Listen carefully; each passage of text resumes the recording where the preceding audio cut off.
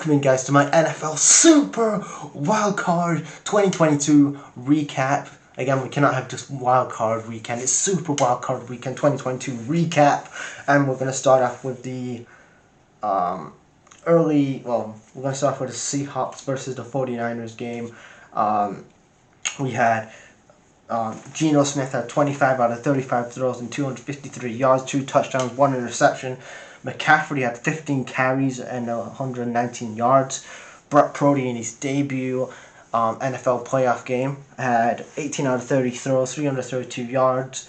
DJ Metcalf had 2 touchdowns in this game to make it 25-41, and then it was 23-41. And the 49ers are in the divisional round. They're going to face off against the Cowboys, who won tonight. Their first.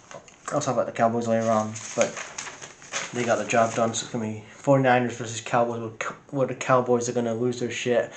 Mike McCarthy is going to get fired, and Sean Payton's going to come in. So that's what I'll talk about later on. Then we have the Chargers versus the Jags. The Chargers was starting off really well in this game. It was like 27 and it was 27-7 in the third, and then the Jags got their shit together. It was 27-14, and then it was 30-28 with Christian Kirk had a touchdown, and then 30-31, and the Jags are in the divisional round.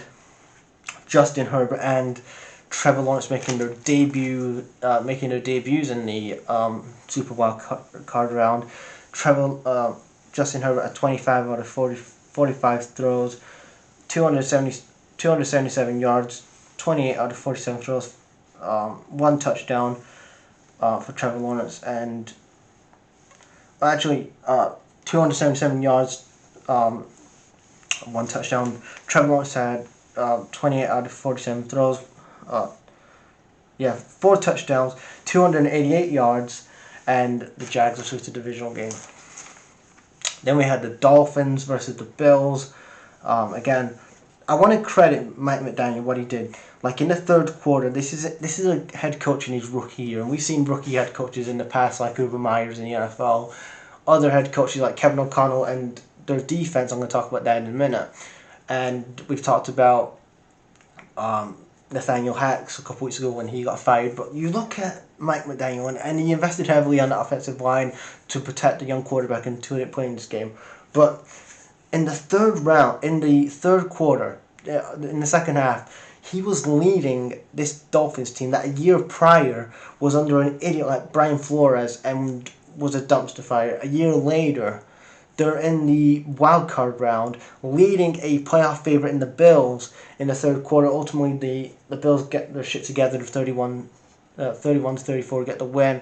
But a credit to what Mike McDaniel has been doing in that Dolphins team, and if they can get some additions in this draft and in the offseason, I think they're a strong divisional team next year. Potentially, I think they're going to make the division round maybe next year if they can keep their investment. If they can keep Tua healthy, and they can have Hill and all these other guys together, I think and what they can do in the free agency, I think that this could be a good time to be a Dolphins fan. And it's a great time to be a Bills fan as well. So, Thompson, who was the third starting quarterback as well in this game, he had 18 out of 45 throws, 220 yards, 1 touchdown, 2 interceptions. Josh Allen had 23 out of 39 throws, 352 yards, 3 touchdowns, and the Bills are in the divisional round against the Bengals.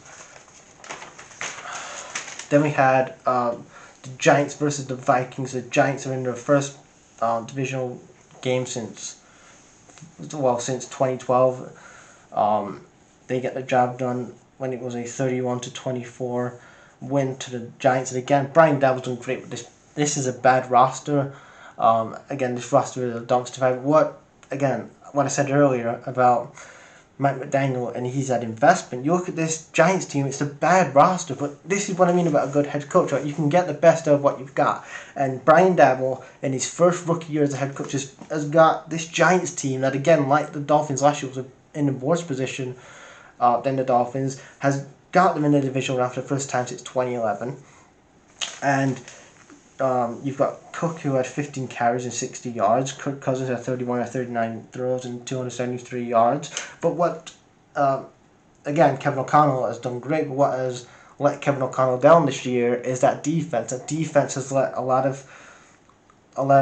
you know, that defense has that defense has let him down a lot this year and let a lot of scores in that this year. They need to, in this offseason, need to work on that defense. That defensive side of the ball needs working on, and they can get some weapons. Again, the offensive side, they're okay at. They have Jefferson, they have other players, but they need to work on the defensive side of the ball. Then we have the Ravens versus the Bengals. The Bengals get the job done 17-24. Huntley had 17 out of 29 throws, 226 yards, 2 touchdowns, 1 interception. Joe Burrow had 209 yards, 23 out of 32 throws, 1 touchdown. Dobbins has 62 yards and 13 carries. And like I said, the Bengals are going to face the Bills next week. Then we have tonight's game, the Monday night game, the Cowboys versus the Bucks.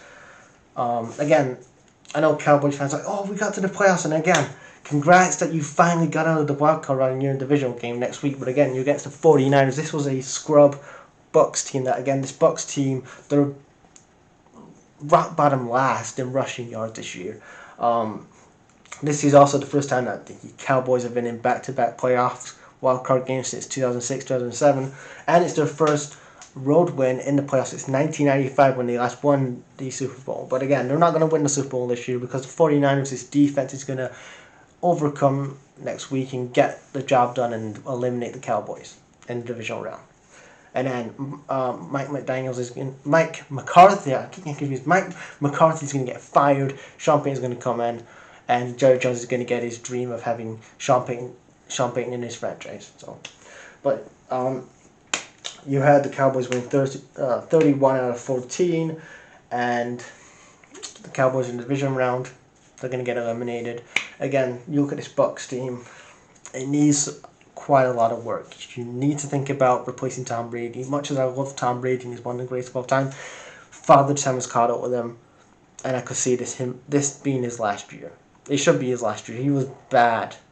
He was really bad all season, but you could really see it in this game, how bad he has been. He didn't get the best throws. He didn't have the best throws this year, like the best throws in this game, till the third quarter. You could really see Father Time has caught up with him, and you need a quarterback. You need to think about the offensive side of the ball. That needs some work because Mike Evans has been carrying this team, and I could see him. He could maybe go in the offseason to somebody that wants him. Julio Jones is 33, 34. He's really going to be the big option for now. So, in my opinion, there's a lot of things that happen that need to go on the Bucks.